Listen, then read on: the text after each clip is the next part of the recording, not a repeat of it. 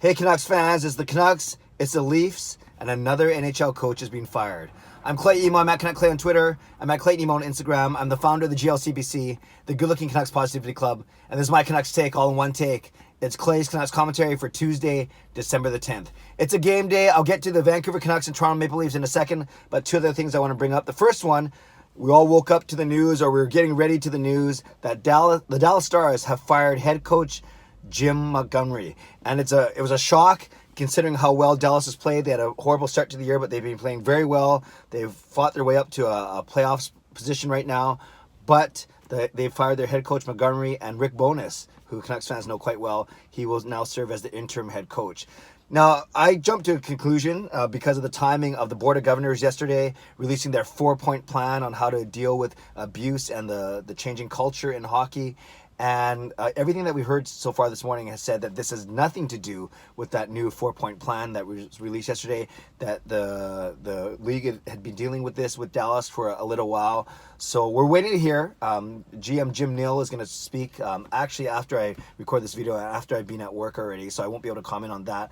But apparently it has nothing to do with the abuse and all the issues that are rising in the NHL. So we will wait to see what happens. But the big news, Jim Montgomery, head coach of the Dallas Stars, fired this morning Rick Bowness to take over. Another story I want to talk about in The Athletic this morning, a really cool story by Craig Custance, I should say, about rating the micro cores. So instead of the core four or the best players under whatever age, he took the number one center, the number one D-man, and the number one goalie from each team and called those the micro core, right? And usually you need a good center, a good D-man, and a good goalie to build around, any combination of those three, or I should say more accurately, the combination of those three. He threw a couple caveats out there saying that oftentimes he would pick, if it was close between a veteran player and a younger player, he'd pick the younger player because that's more indicative of what's going to happen in the future. And he also, the caveat with that, he didn't include awesome wingers like Vlad Tarasenko and guys like that, and Alex Ovechkin. So they rated the number one center, the number one D-man, and the number one goalie, tried to assign a score, did some scouts, did some coaches, executives, and an athletic writer or two. And the Vancouver Canucks come right in the middle, basically, at 15th overall in the league. And they rank Pettersson, Hughes, and Markstrom. And, of course, as biased as I am, as a positive Canucks fan, I wanted to see them higher. I thought they'd crack the top 10. But then when you look at the list, you can't really argue with a lot of the teams. Toronto came in 9, Winnipeg came in 10. You have got teams like Boston that are really high up, and you can't really, St. Louis, you can't really argue with a lot of them. So Vancouver's 15th, but they did say, so giving them 15 to give them a score of basically 80.9 or 81 points, Pettersson, Hughes, and Markstrom. And the comments were that Pettersson is already, going to be an elite player, that Hughes, you do this in a few years again, their score will be way higher because Hughes will be in the number one and established number one by there. And then they also said, and you look past the micro core, and you still have guys like Besser and Bo Horvat.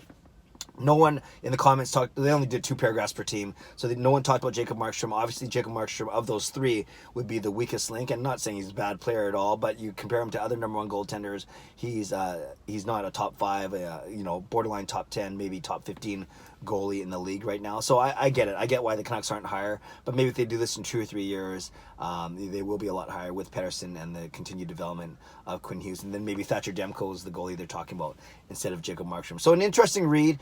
I think the Canucks still could have placed higher than all the teams that were 4 ahead of them. 11th spot was Florida, 12th spot was Nashville, 13th was Calgary with Monahan, Giordano, and Rittich. Like, I'd take Pettersson, Hughes, and Markstrom over Monahan, Giordano, and Rittich any day. And then 14th was Carolina. So again, the teams right above them were Florida, Nashville, Calgary, and Carolina.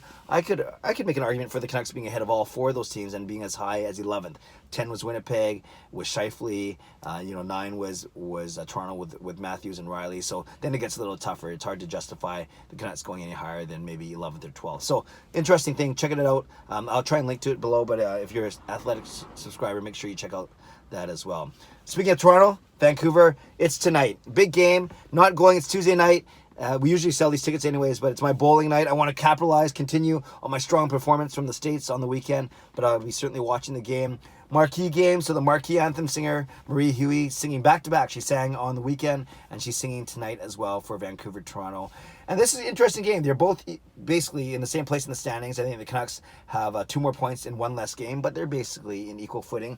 Expectations obviously different. Vancouver, we're just thrilled where they are right now. Toronto, they expect to be like they have been the last couple of seasons, a 100-point team.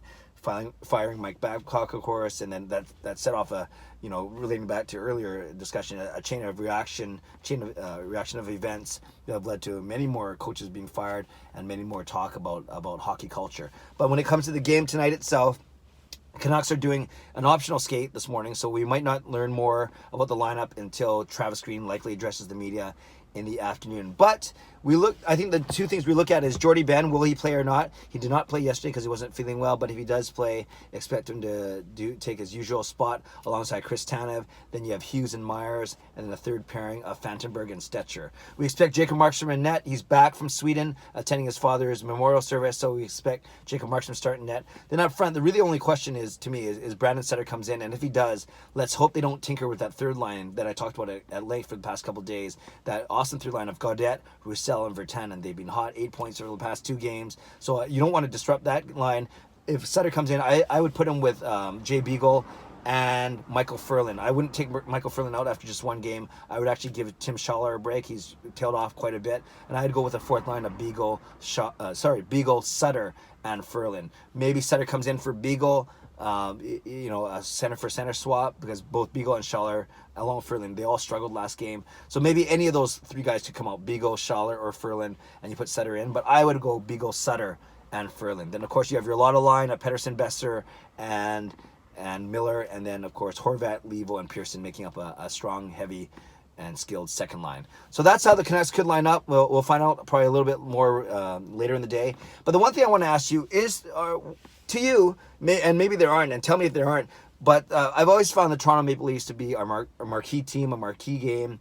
Yes, they've had 2 100-point seasons, like I've said, and they have the star power up front. They have Austin Matthews, John Tavares, William Nylander, Mitch Marner, of course. On the back end, guys like Morgan Riley, Frederik Anderson's a good goaltender. So to you, what is the allure of the Toronto Maple Leafs, and especially Toronto Maple Leafs games? Is it simply because of the original 6? A lot of people here from back east, is it that the fans, the atmosphere in the arena, is it because simply of the fans? Is it because of the team itself? Guys like, people want to cheer for guys like Matthews and Tavares and Marner. Is it a combination of both? Is it the fact that Vancouver fans get more boisterous because they simply want to beat Toronto so badly, whether it's a combination of their fans or their players? Is it about the media? Are we sick of the Toronto Maple Leafs being shoved down our throats, both by TSN and Sportsnet often? Maybe that plays into it, and maybe it's just a good West Coast East Coast rivalry. Whatever it is, I want you to tell me. Leave a comment below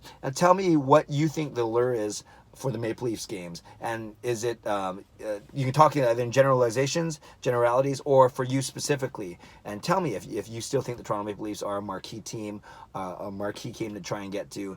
And related to that, tell me why you think that there is such a demand for this type of game, to see this type of team. Because we know that anytime the Toronto Maple Leafs come, it's a lot of fun in the arena. It's always a memorable game, and there's always a lot of talking points stemming from the game. So let me know what you think. I'd love to know what you think as well. For me, I think it's a combination of all those things that I talked about. The whole West Coast versus East Coast, Toronto being the center of the universe, therefore media, a lot of attention on Toronto. They have a really good young team, one that we get compared to a lot, especially, they're probably a few years ahead of us in the development curve, but we're closing the gap, obviously, as you see in the standings.